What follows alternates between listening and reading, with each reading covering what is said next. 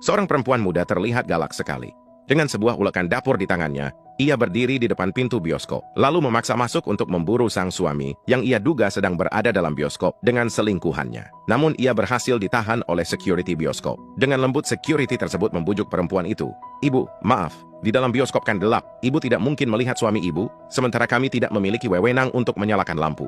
Bagaimana jika ibu menunggu saja di sini hingga pertunjukan selesai?" Perempuan itu terdiam sejenak, kemudian menganggukkan kepala tanda setuju. Ia lalu menyimpan ulekan dan duduk di longwe, diawasi petugas bioskop lainnya. Untuk mencegah keributan, maka security bioskop mengadukan kepada manajer, dan mereka berinisiatif untuk membuat pengumuman tertulis di layar lebar studio yang bertuliskan, seorang perempuan dengan ulekan di tangan sedang mencari suaminya yang diduga berada dalam bioskop ini dengan pasangan selingkuhannya.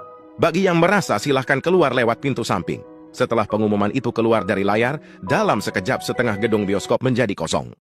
Dalam sebuah kejadian, 10 wanita dan 1 pria bernama Johnny tergantung pada tali di tepi jurang. Mereka menyadari bahwa satu orang harus mengorbankan diri agar tali tidak putus dan semua orang jatuh. Namun, tidak ada yang mau memutuskan siapa yang harus melompat. Akhirnya, Johnny memberikan pidato yang sangat menyentuh. Dia berkata bahwa dia rela mengorbankan hidupnya untuk menyelamatkan yang lain karena pria terbiasa memberikan segalanya untuk istri dan anak-anak mereka tanpa pamrih. Setelah dia selesai berbicara, semua wanita mulai bertepuk tangan.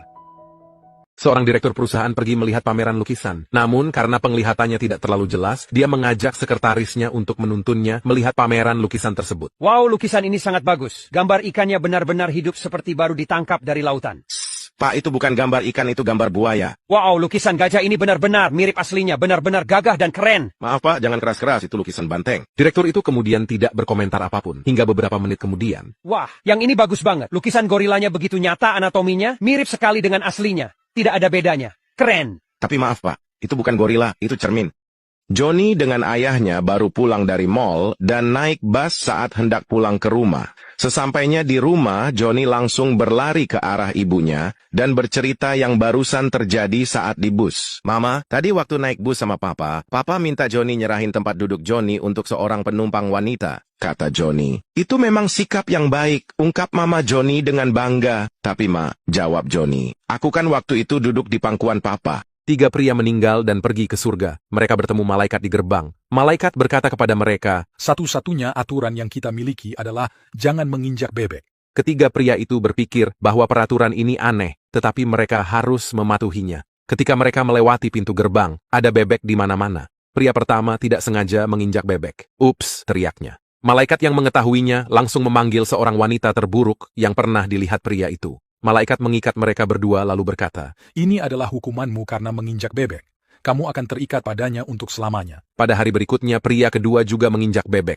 Alangkah sedihnya dia karena mendapat hukuman yang sama dengan apa yang terjadi dengan pria pertama. Pria ketiga berjalan 1 tahun tanpa menginjak bebek. Namun ketika ia bertemu dengan malaikat, tiba-tiba ia diikat dengan wanita paling cantik yang pernah ia temui. Ia terkejut dan berkata kepada wanita itu, "Saya heran, hal baik apa yang saya lakukan sehingga pantas mendapatkan ini?" Saya tidak tahu tentang hal itu, tetapi saya baru saja menginjak bebek.